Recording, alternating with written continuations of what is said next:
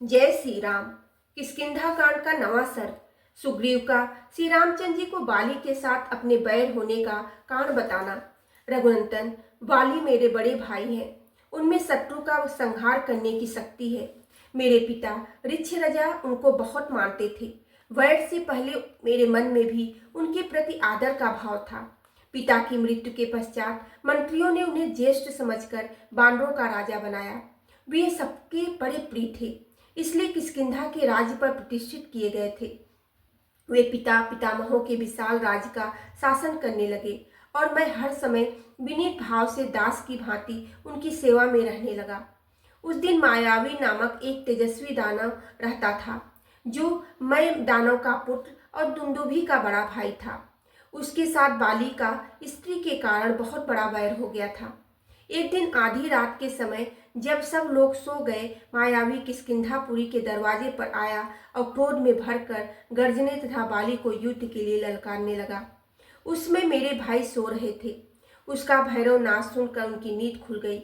उनसे उस राक्षस की ललकार सही नहीं गई, अतः वे तत्काल वेगपूर्वक घर से निकले। जब वे क्रोध करके उस ज्येष्ठ असुर को मारने के लिए निकले, उसमें मैंने तथा अंतःपुर की स्त्रियों ने पैर पकड़कर उन्हें जाने से रोका, परंतु महाबली वाली हम सबको हटाकर निकल पड़े। तब मैं भी स्नेहवश बाली के साथ ही बाहर निकला। उस असुर ने मेरे भाई को देखा तथा कुछ दूर पर खड़े हुए मेरे ऊपर भी उसकी दृष्टि पड़ी। फिर तो वह भय से थर्रा उठा और बड़े जोर से भागा। उसके भयभीत होकर भागने पर हम दोनों भाइयों ने बड़ी तेजी से उसका पीछा किया। उस समय उदित हुए चंद्रमा ने हमारा मार्ग को भी प्रकाशित कर दिया था। आगे जाने पर धरती में एक बहुत बड़ा बिल था, जो घास फूस से ढका हुआ था। उसमें प्रवेश करना अत्यंत कठिन था। वह असुर बड़े वेग से उस बिल में जा घुसा। वहां पहुंचकर हम दोनों ठहर गए। शत्रु को बिल के अंदर घुसा हुआ देख बाली के क्रोध की सीमा न रही। उनकी सारी इंद्रियां क्षुब्ध हो उठी और वे मुझसे इस प्रकार बोले, सुग्रीव, जब तक मैं इस बिल के भीतर प्रवेश करके युद्ध में शत्रु को मारता हूँ, तब तक तुम आज इसके दरवाजे पर सावधानी से खड़े रहो। यह बात सुनकर मैंने शत्रुओं को संताप देने वाले बाली से स्वयं भी साथ चलने के लिए प्रार्थना की, किंतु अपने चरणों की सौगंध दिलाकर अकेले ही बिल में घुसे। बिल के भीतर गए हुए उन्हें 1 साल से अधिक समय बीत गया और बिल के दरवाजे पर खड़े खड़े मेरा भी उतना ही समय निकल गया। जब इतने दिनों तक मुझे भाई का दर्शन नहीं हुआ, तब मैंने समझा कि मेरे भाई इस गुफा में ही कहीं खो गए हैं। इस समय मातृ स्नेह के कारण मेरा हृदय व्याकुल हो उठा। मेरे मन में उनके मारे जाने की शंका होने लगी।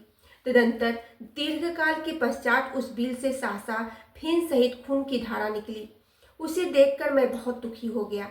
इतने में ही गरजते हुए असुरों की आवाज भी मेरे कानों में पड़ा। कि युद्ध में लगे हुए उस बड़े भाई भी गर्जना कर रहे थे, किंतु उनकी आवाज मैं सुन नहीं सका। इन सब चिन्हों को देखकर बुद्धि द्वारा विचार करने पर मैं इस निश्चय पर पहुंचा कि मेरे बड़े भाई मारे गए।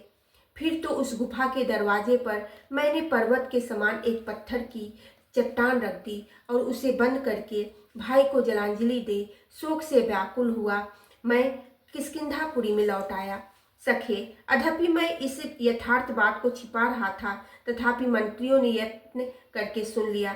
तब उन सब ने मिलकर मुझे राज्य पर अभिषिक्त कर दिया। रघुनंदन, मैं त्याग न्यायपूर्वक राज्य का संचालन करने लगा। उसी समय अपने शत्रुभूत उस दानव को मारकर वानर राज बाली घर लौटने पर मुझे राज्य पर अभिषिक्त हुआ देख उनकी आंखें क्रोध से लाल हो गई। मेरे मंत्रियों को उन्होंने कैद कर लिया और उन्हें कठोर बातें सुनाई।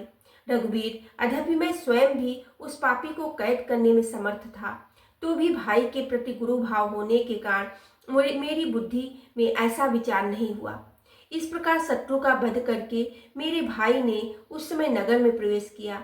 उन महात्मा का सम्मान करते हुए मैंने यथोचित रूप से उनके चरणों में मस्तक झुकाया, तो भी उन्होंने प्रसन्नचित्त हो से मुझे आशीर्वाद नहीं दिया। प्रभु, मैंने भाई के सामने झुककर अपने मस्तक के मुकुट से उन दोनों चरणों का स्पर्श किया। तो भी क्रोध के कारण वाली मुझ पर प्रसन्न नहीं हुआ। बोलो सियावेरे रामचंद्र की जय, पे वेने सुते हेनु माने की जय।